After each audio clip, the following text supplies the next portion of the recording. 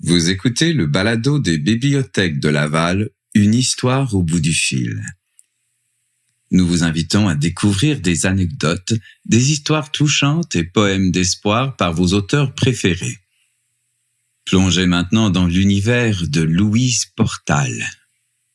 Accueillir, recueillir et cueillir, le cycle de toutes choses. Un extrait de Seul en essence. Bonjour, ici Louise Portal. Il me fait plaisir aujourd'hui de vous réciter un court texte qui a été écrit dans le cadre d'un projet développé par les bibliothèques de Laval. Seul en essence. Laurence, je la revois ce jour-là. Vêtue d'un grand manteau blanc, des plumes nouées à ses cheveux argent, un tambour amérindien dans les mains. Elle présidait la cérémonie funéraire de son mari, décédé des suites d'une longue maladie. Dans la forêt entourant leur chalet haut perché sur la montagne, ses incantations s'élevaient vers le ciel, accompagnées des pleurs de toute la communauté réunie. Son aigle venait de quitter le territoire aimé et nous étions à le pleurer et le chanter dans un élan de solidarité peu commune. Centrée, forte, sans vaciller, Laurence prit la parole, ponctuée par le son du tambour. « Toi, grand amour, toi, mon ami, mon âme sœur, mon compagnon, vole à présent, vole au-delà de la souffrance, je te laisse partir, je te dis adieu et adieu. Va rejoindre tes ancêtres, ton père, ta mère et tous ceux que tu as aimés. Je sais que tu veilleras sur moi, à jamais. » Et sa voix reprenait les chants d'une langue inconnue de nous. Kegoagoshki, Kinikweaya. Celle de son enfance à lui qui prenait racine dans la communauté Micmac, établie en 1850 entre les villages de Maria et New Richmond. 8 ans qu'elle est veuve. Laurence continue de vivre selon son essence. Le deuil a simplement pris sa place dans les replis de son âme qui l'invite à la confiance. Faire confiance à ce qui a à être. Croire que toute chose, tout événement possède son mystère et sa raison d'être. Que l'unique devoir que nous ayons est d'accueillir et honorer la vie et le divin qu'elle contient. Mon ami m'aura appris cela. Ne pas chercher la perfection, mais nous laisser instruire, guider par notre intuition. Accueillir, recueillir et cueillir le suc de toute chose. Recevoir les enseignements et les partager avec ses semblables. Telle est sa trajectoire aujourd'hui, ce qui anime son cœur, son corps et son esprit. Cette femme est un parfum, une essence de vitalité, de vérité et de bonté. Elle irradie. Elle vit désormais en France. Elle a quitté la forêt où reposent sous le sapinage les cendres de son si cher amour. Sans aucun regret, puisque l'âme de celui-ci en allée veille sur elle, où qu'elle soit. De cela, elle en est certaine. Il vient même la visiter parfois. Elle le voit, elle lui parle. Je la crois. Des lieux et des liens existent au-delà du visible et du tangible. Il ne faut pas s'en étonner. Nous sommes tellement plus que cette enveloppe de souffrance et de chair.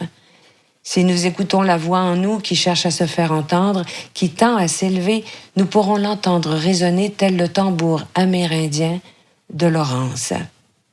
Laurence, amie si précieuse, quand la vie m'invite en ta présence, je goûte à tes enseignements, à tes prières.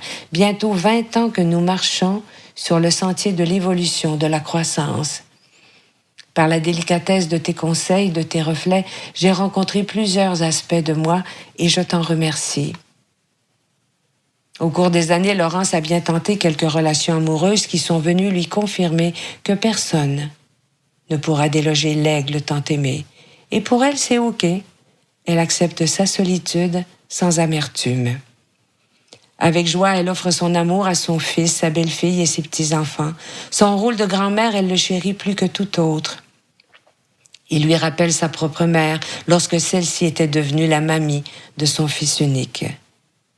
Laurence, étonnée de réaliser à quel point la vie offre un cadeau inestimable à la femme d'être une fille, une mère, une grand-mère, Elle est reconnaissante de toucher à cette bienveillante réalité que moi je n'aurais pas connue, mais qu'elle me partage avec générosité.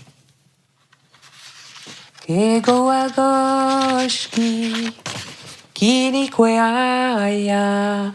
je viens de voir une photo d'elle publiée sur sa page Facebook, intitulée « Un moment d'essence ». Tiens, je lui écris « Salut ma belle, à bientôt ».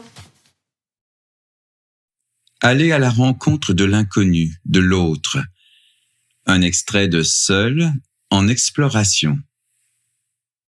Bonjour, ici Louise Portal. Il me fait plaisir de vous réciter aujourd'hui un court texte que j'ai écrit dans le cadre d'un projet développé par les bibliothèques de Laval.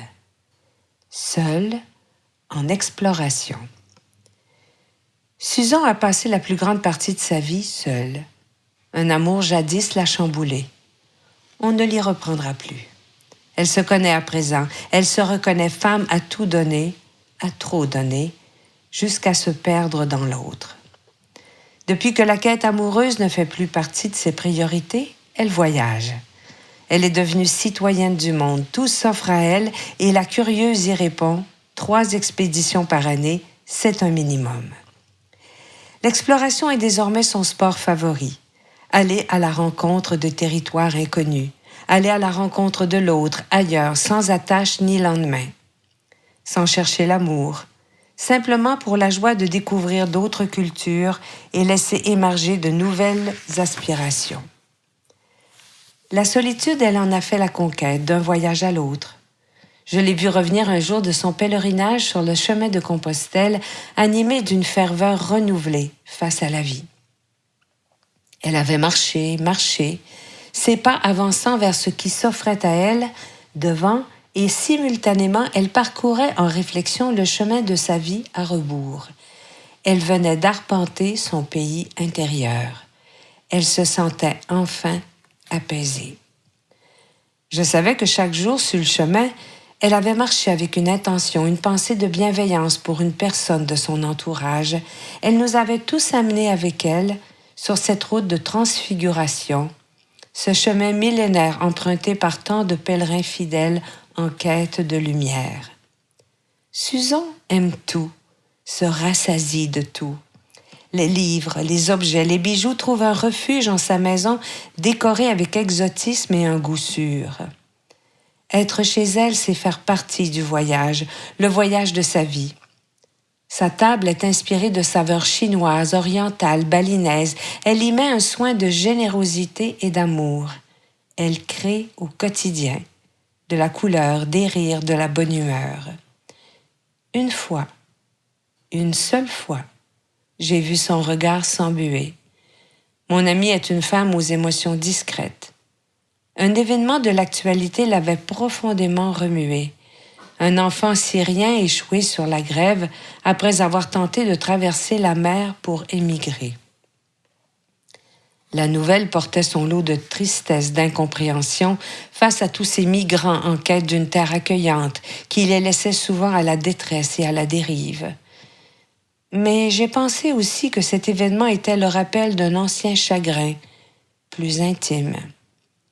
La perte d'un enfant dont on se ne console jamais. Ce soir-là, elle n'arrivait plus à parler. Des larmes silencieuses coulaient sans pouvoir s'arrêter. À un moment, elle s'est levée et s'est éclipsée vers le salon.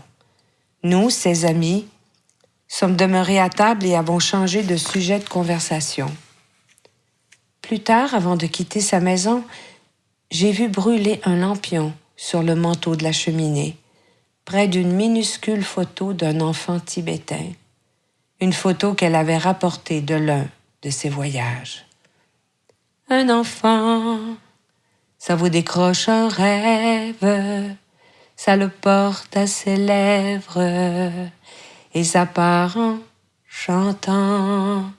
Un enfant, c'est le dernier poème d'un monde qui s'entête à devenir grand.